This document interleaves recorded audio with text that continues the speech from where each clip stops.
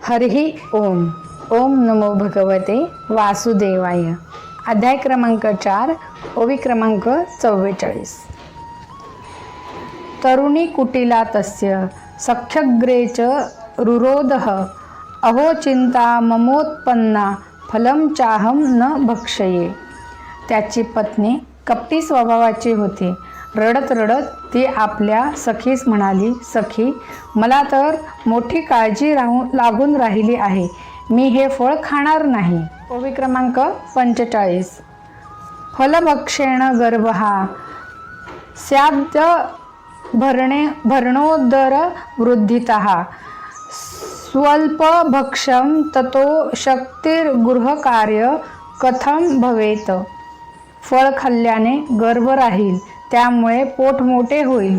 मग मला काही खाता पिता येणार नाही आणि मी अशक्त होईन. अशा स्थितीत मला घरचे कामकाज कसे करता येईल. ओवी क्रमांक 46. दैवादधाटी वज्रे द ग्रामे पलोये भरणी ही कथम शुकवन्निव सेद्व गर्भस्थ कुक्षे कथमुत्सृजेतः. आणि दैवशाश्वत जर गावात चोरांची धार पडली तर गरोदर मी कशी पळून जाऊ शकेन. तसेच जर शुका देवाप्रमाणे गर्भ पोटातच अधिक काळ राहिला तर त्याला बाहेर कसे काढता येईल. ओवी क्रमांक 47. तिर्यक्चेदागतो गर्भस्तदा मे मरणं भवेत प्रसूतो दारुणं दुःखम सुकुमारी कथम सहे. प्रसूतीच्या वेळेस गर्भ आडवा आला तर प्राणही गमवावे लागतील. शिवाय प्रसूतीच्या वेदनाही भयंकर असतात. मी नाजूक हे सर्व कसे सहन करू शकेन. ओवी क्रमांक 48. मंदायां मयि सर्वस्व नानादं संहरेद्दता सत्यशौच दिनियमो दुराराध्यः स दृश्यते. मी जर अशक्त झाले तर माझी नणंद येऊन घरातील सर्व सामान घेऊन जाईल. शिवाय सत्य, पावित्र्य इत्यादी नियमांचे पालन करणेही अवघड आहे. ओवी क्रमांक 49. लालने पालने दुःखम प्रसूतायाश्च वर्तते वंध्या वा विधवा नारी सुखिनी चेती मे मतिः. जी स्त्री मुलाला जन्म देते तिला त्याचे लालन पालन करण्याचे अतिशय कष्ट पडतात. मला तर वाटते की वांज किंवा विधवा स्त्रीच सुखी आहे. ओवी क्रमांक 50. एवं कुतर्कयोगेन तत्फलं नैव भक्षितं पत्यापृष्टं फलं भुक्तं चेती तयेरितं. मनात असे अनेक कुतर्क आल्याने तिने ते फळ खाल्ले नाही. पतीने जेव्हा विचारले, फळ खाल्ले का, तेव्हा तिने उत्तर दिले, होय खाल्ले. ओवी क्रमांक 51. एकदा भगिनी तस्यास्त दद्गृहं स्वेच्छाय गता तदग्रे कथितं सर्व चिंतेयं महतीही मे. एक दिवस तिची बहीण सहज तिच्याकडे आली असताना तिने बहिणीला सर्व वृत्तांत सांगून म्हटले, माझ्या मनात याविषयी मोठीच काळजी लागून राहिली आहे. ओवी क्रमांक 52. दुर्बलातेन दुःखेन ह्यनुजे करवाणी किम साब्रवीन्मम गर्भोस्ति तम दास्यमी प्रसूतितः. याच चिंतेने मी दिवसेंदिवस अशक्त होत चालले आहे. हे भगिनी, मी काय करू. बहीण म्हणाली, मी गर्भवती आहे. प्रसूती झाल्यानंतर ते मूल तुला देईन. ओवी क्रमांक 53. तावत्कालं सगर्भव गुप्तातिष्ठ गृहे सुखम वित्तं त्वं मत्तेच्छर्यच्छ स ते दास्यती बालकम. तोपर्यंत तू गर्भवतीचे सोंग करून गुप्तपणे घरात सुखाने राहा. तू माझ्या पतीला काही धन दिलेस तर तो तुला माझे मूल देईल. ओवी क्रमांक 54.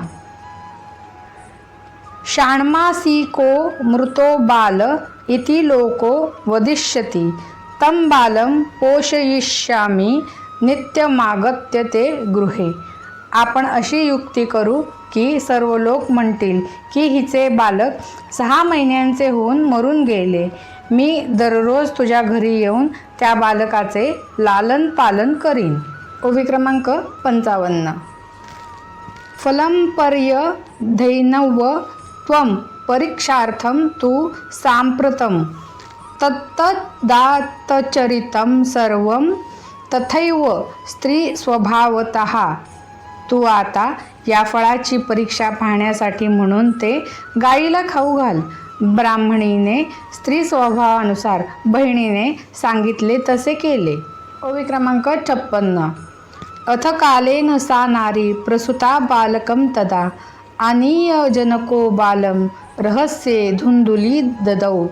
यानंतर योग्य वेळी त्या स्त्रीला पुत्र झाल्यावर त्याच्या वडिलांनी गुपचूप तो मुलगा धुंदुलीला आणून दिला. ओवी क्रमांक 57. तया च कथितं भर्त्रे प्रसूतः सुखमगर्भः लोकस्य सुखमुत्पन्नमात्मदेव प्रचोदयात्. आणि तिने पतीला सांगितले की याला सुखरूपपणे पुत्र झाला. अशा प्रकारे आत्मदेवाला पुत्र झाल्याचे ऐकून सर्वांना आनंद झाला. ओवी क्रमांक 58. ददौ दानं द्विजातिभ्यो जातकर्म विधाय च गीतवादित्र घोषो भूदत्तद्वारे मंगलम बहु. ब्राह्मणाने त्या मुलाचा जातकर्म संस्कार करून ब्राह्मणांना दाने दिले आणि त्याच्या घरासमोर मंगलवाद्ये वाजू लागले. तसेच मंगलकृत्ये होऊ लागले. ओवी क्रमांक 59. भर्तुर्ग्रे ब्रवीद्वाक्यं स्तनन्य नास्ति कुचे मम अनन्यस्तनेन दुर्गंधा कथं पुष्णामी बालकम. धुंदुली आपल्या पतीला म्हणाली, माझ्या स्तनातून दूध येत नाही, तर गाय वगैरे प्राण्यांच्या दुधाने या बालकाचे पालन पोषण मी कसे करू. ओवी क्रमांक 60. मत्सव शुश्र च प्रसूतया मृतो बालस्तु वर्तते तामाकार्य गृहे रक्षासा तेर्भ पोषयष्यती. माझ्या बहिणीला नुकतेच बाळ झाले होते, ते गेले. तिला बोलावून आपल्या घरी ठेवूया, म्हणजे ती तुमच्या बाळाचे पालन पोषण करील. ओवी क्रमांक 61. पतीना तत्कृतं सर्व पुत्ररक्षण हेतवे पुत्रस्य धुंदिकारीति नाम मात्रा प्रतिष्ठतम.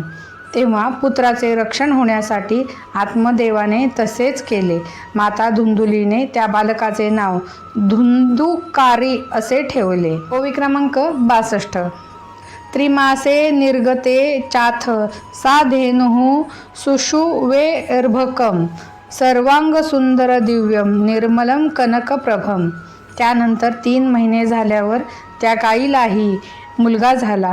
तो सर्वांग सुंदर, दिव्य, निर्मळ, तसेच त्याची कांती सोन्यासारखी होती. ओवी क्रमांक 63. दृष्टा प्रसन्नो विप्रस्तु संस्कारानं स्वयमादधे मत्वाश्चर्य जनः सर्वे दिष्टृक्षार्थ समागतः. त्याला पाहून ब्राह्मणाला मोठा आनंद झाला आणि त्याने स्वतः त्याचे सर्व संस्कार केले. हे वृत्त ऐकून इतर लोकांना मोठे आश्चर्य वाटले आणि ते त्या बालकाला पाहण्यासाठी आले. ओवी क्रमांक 64. भाग्योदयोऽधुना जात आत्मदेवस्य पश्यत धेन्वा बालः प्रसूत्यस्तु देवरूपिति कौतुकम. ते म्हणू लागले, पहा पहा, आत्मदेवाचे भाग्य कसे उदयाला आले. हे केवढे आश्चर्य आहे की गाईला सुद्धा देवासारखा मुलगा झाला. ओवी क्रमांक 65. न ज्ञातं तद्रहस्यं तु केनापि विधियोगतः गोकर्णं त्वं सूतं दृष्टा गोकर्ण नाम चाकरोत. दैवयोगाने हे रहस्य कोणालाही समजले नाही. त्या बालकाचे कान गायीसारखे आहेत असे पाहून आत्मदेवाने त्याचे नाव गोकर्ण ठेवले. ओवी क्रमांक 66. कियत्कालेन तौ जातौ तरुणौ तनया भुवौ गोकर्णः पंडितो ज्ञानी धुंधुकारी महाखलः. काही काळानंतर त्या दोन्ही बालकांनी तारुण्यात पदार्पण केले. त्यातील गोकर्ण मोठा पंडित ज्ञानी झाला, परंतु धुंदीकारी मोठा दुष्ट झाला.